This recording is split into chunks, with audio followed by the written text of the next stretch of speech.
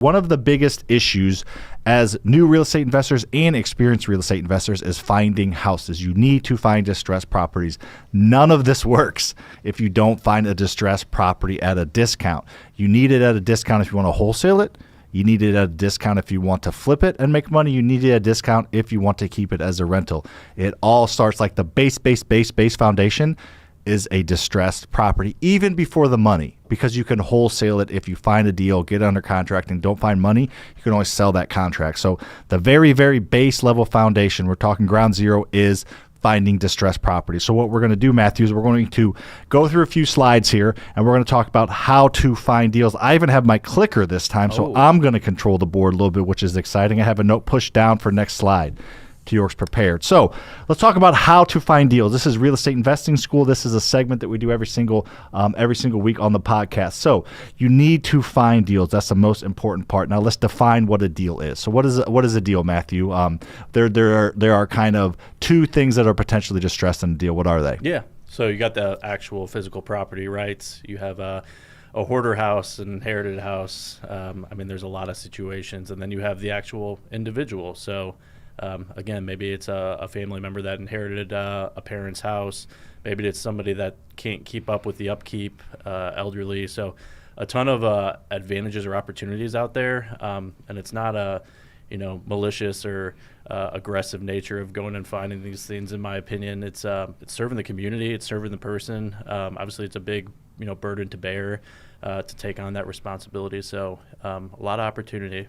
Yep. There's a lot of opportunity. So what makes a deal? So Matt kind of alluded to it. So there's some distress situation. Either the house is distressed, like Matt said, hoarder house, there's an issue, it's outdated, won't pass code, won't pass occupancy, won't even sell because a bank won't lend on it. Or the person is distressed. There's a financial distress. They are inheriting a house from a parent that passed away or moved into assisted care facility, and they can't make the mortgage payment on it, or they can't keep the upkeep. They don't want to pay insurance and taxes and all this stuff on something that they're not going to benefit from, especially if it hasn't been, updated in years and years and years, which is a big part of the situation. So, or they're in financial distress. Yeah. Tax liens, pre-foreclosure, a lot of different reasons. So the number of distressed houses out there would blow your mind. It's still a small percentage of the houses, but people don't understand the width of the real estate industry. It's a huge 150 million dwellings in the United States. So even if 1% of them are distressed, which is probably higher than that, that's 1.5 million houses. So it is a huge number, but it's still a small percentage. So you're not going to find these houses just, like in every neighborhood, there's not 10 of these houses. These houses aren't falling off of trees. These houses are harder to come across. So that's what we're going to get about. And let us know some of your favorite lead sources in the chat box as we get through this. I see Ticky's on here. Let's go, Ticky. Puerto Rico is the tax play for sure. There you go. All right. So networking. So let's talk about the two places to find deals. So we know the deal is a distressed property that won't pass code or occupancy or won't sell for maximum that they need to get out of. So I'll kind of kick off the first one. You can do the second one. So I think personally, Matthew, and if anybody noticed, I've probably called you 4 or 5 different names so far. So Steve, what I tell people is if you're looking to buy 10 houses or less, I would stick with this first slide. We're going to show you some the second slide, but I wouldn't spend $1 on marketing. If you want to buy 10 houses or less, your time needs to be spent analyzing deals. Your time needs to be spent developing relationships, and stop spending money, because it's really hard at the beginning to find a property, negotiate with the seller, meet the seller at the house. There usually is some type of emotional situation going on. You have to deal with that. You have to find the right numbers. You have to analyze the deal. You have to lock it under contract the right way. You have to do so many things. Just find the people that do all that, and they bring you the deal on a silver platter. So wholesalers is the number one place. You find wholesalers at local meetups, local Facebook groups, little bandit signs on the side of the road. Google them. Local wholesalers. Wholesalers go out. They find the distressed property. They get it bought super, super deep. They mark it up a little bit, and then they try to sell it to you, and you have to do your own due diligence. But they're a great source. They do all the hard work for you. You pay for it when you buy it with their upcharge, but other than that, it's free to you. What about the real estate agents? Yeah, so real estate agents, kind of in the same breath, but talk about market experts, right? Like, you have somebody that knows the market, knows every zip code in your location. They have clients that bring houses to them that aren't ready for the MLS. Mm-hmm. Again, distressed situation, needs a ton of upkeep. They don't want to do the work. They don't want to invest the money to get it to MLS ready. So building relationships with real estate agents, and specifically ones that are investor friendly. Cultivate that relationship, and you'll have deals come to you.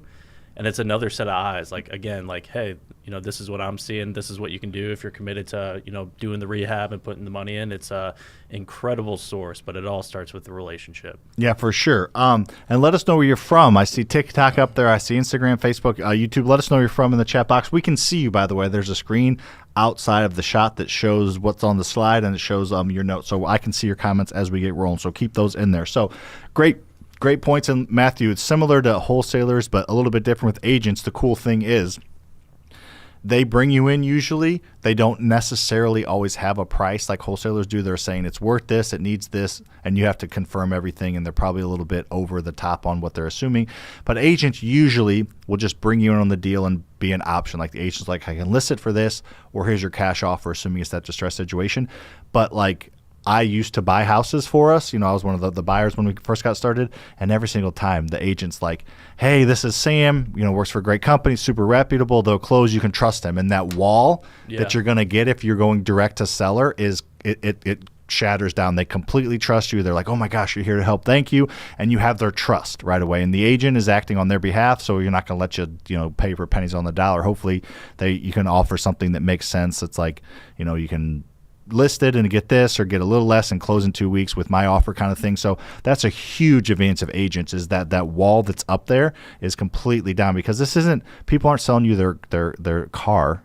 I mean, even though some people are attached to that, they're selling you their house that they grew up in, that their parents gave them, or that they just have some connection to, most likely. Yeah, for sure. And really quick on that, like, you bring those, you bring the value to the agent, and hey, why don't you list it on the back end for me? And it's like, it's a win-win-win, because you're helping the person in a distress situation.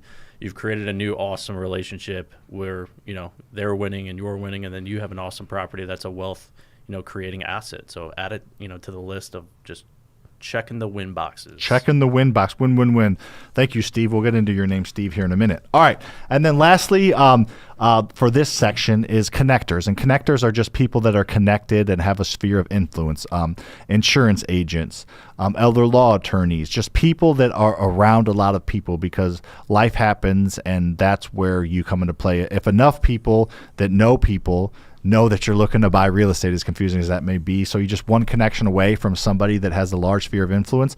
If they hear their daily conversations, their work, their social media, through a connection, they hear that somebody's looking to sell a house as is, a handyman, fixer-upper kind of thing, they're going to call you because they know. So you just need to have like a handful of like people that, insurance agents are a great example. Yeah. Insurance agent, like our boy Micah here, in his early 60s, but he's been an insurance agent for 35 years. He's got a huge network. He's got people that he was their insurance agent. They have kids. Now he's their kids' insurance agent as well as theirs. He's just a large, a large sphere of influence. And then when something happens that, it's like, oh, he hears about it through changing insurance or just hears about it, he comes to us and we can buy that property and help make everybody a win. So that is huge right there.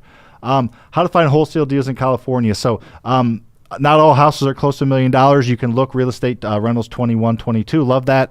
Not all houses are that. You're finding distressed houses. We're not talking market ready houses. I've seen so many examples of people find $300,000-$400,000 houses in California. They are distressed. They're not market ready houses. So we'll get into, keep the questions coming. We'll get to them. All right. So marketing, Matthew, why don't you hit that first one? So if you don't want to wait to develop these relationships, or you don't know anybody right off the bat, you can take the bull by the horns and do some networking yourself. So I want you to take that first one. This is you spending money to get leads. Perfect. Yeah. So driving for dollars, like, talk about like advantageous for many reasons. So like, one, you're out there actively pursuing properties that, meet the criteria of what you're looking for, but you're also getting a better sense of the community. Like, how many people know the neighboring community or the next zip code that, could be in your buy box, but you just don't know enough about it. So like, getting out there, seeing what's around, seeing when the new Chick-fil-A is getting put up, like, those are all telltale signs that area is going to be, up and coming, or maybe it's something you want to stay away from. So just a ton of opportunities. And yeah, I mean, driving for dollars, you nailed it. I don't have anything to add. The only thing I would add is, we have a a partner in Batch Leads that will give you a free trial, as well as give you free deal credit. So you can drive for dollars in person or virtually. So check the show notes. If it's not there, just DM me on Instagram. I'll shoot you a free trial to Batch Leads. So that's driving around, and it's not super efficient, but it's super effective because you're in an area. I always tell people just take a different way to work every day that takes an extra 5 or 10 minutes. And through the apps, you can, figure out where you've already gone, so you're not like repeating. But you'll find some properties that you want. When you send out direct mail, which is the next one I'll talk on, or you spend out like a Facebook ad, like you don't know who sees it. Like you don't know if you're even going to want that house. But if you drove by it and you saw that it was distressed and it's an area you want to buy, you want that house. So it's super effective, just not efficient because you actually have to drive. It's like a big game of Pac-Man, and you're looking for that strawberry. Perfect, exactly. And then direct mail is something that is probably the most proven source to find deals out of any source you're going to do, but it requires commitment. We send 25,000 pieces of mail every 2 weeks, and we don't stop. Yeah. And some months is great ROI. Some months is crappy ROI, but we don't stop because we get just as many calls on the third or fourth letter as we do the first letter. So you have to consistently do it. It's going to cost you thousands of dollars a month. They're the big man's here. He's going to hop on here in a second. We called you the Patty Mahomes of St. Louis wholesalers. So it's a big shoes to fill, and you're handsome. So we'll get you on here in a couple minutes while we're finishing up. You can give us notes on this, Dennis. So, and then you can use bandit signs. Those are the signs you put on the side of the road that are 2 foot by 3 foot. You see those little signs. You're going to see a ton of political ones coming up this year. Batch Leads, I talked a little about them earlier. They're one of our partners that can help you in there. There are like endless ways to pay money to find deals, but again, like I said earlier, if you don't have negotiation skills, you don't want to be in these homes negotiating with these people, dealing with whatever's going on with them. I would stick to the number one, which is just networking. So what makes a good deal is making sure there's equity. Whether you're going to wholesale it, flip it, or rent it, you want to make sure there's equity, which means you want to make sure you're buying it at a deep enough discount. So the max allowable offer formula is what you're going to want to use. We're not going to go into a ton of detail here. I want to just introduce you to the formula and show you a quick example. But the ARV times 75% minus repairs is the formula, and ARV stands for after repair value. So you have to look at what the house is going to be worth once it's fixed up.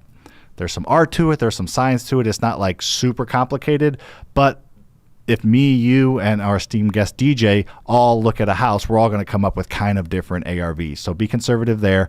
75% just builds you in a 25% profit margin. Then you might got to subtract out your repairs, which is all your holding costs and owning costs and cost of money and everything. So let's look at a quick example. So the example is, say you get a house sent to you, Matthew, from a wholesaler, and you run some comps, and it's a 3-bed, 2-bath, 2,000 square foot house, and you look around, and 3 or 4 of them have sold recently for around 250, 260. So put in 250, be conservative. Times 75%, which I think is like 187.5, and then it needs 40 grand worth of work, but put 10 grand in there for fluff and like hard money or private money costs. So that's your example. So that house that a wholesaler brings you, don't pay more than 137,500. If you pay less, great. If you pay more, you're kind of running a little bit potential of a skinny deal. So that's a simple formula that you're gonna have to use over and over again, but that's a pretty quick example.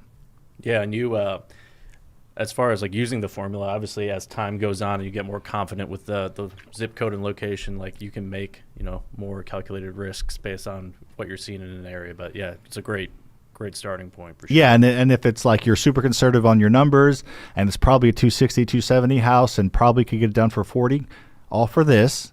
And then if they're at like 150 and you come to terms at 143 or something, you still should be okay. So just be conservative, have flexibility. How bad do you want the deal and that kind of stuff, and how efficient can you be? You just got to have some discipline with it and not let emotion get too involved like you do. Yeah, I'm even keel, baby. When Dennis comes in, are you going to drop her a button or are you going to keep it high and tight? We'll have to see what Dennis He's got it flowing. No undershirt. That's a aggressive move. Yeah, it's warm. Dennis has an undershirt on. Okay. All right. So common mistakes, we kind of talked a little bit earlier. These are the only two ones that I see super often is not sticking to your numbers.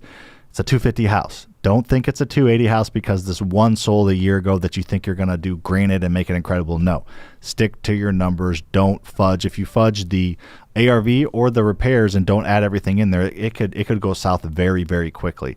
If it's 250, but you say it's worth 270, and it needs 50, but you say it needs 35 to make it work. That's both of those on each side of it's going to make it a pretty tough to make it a profitable deal. So that is that, and then common mistakes. The other one is giving up. A lot of people just give up, and it took me 30 different deals to get my first one. Jonathan Melke, I talk about all the time, took him 6 months inside of our community to get his first deal. So not giving up is the worst thing you can do. It's the only way you really fail. Yeah, and going back to Jonathan, like looking at point number one up there, being consistent, taking the emotion out of it, and not rushing anything, because there's so much opportunity out there.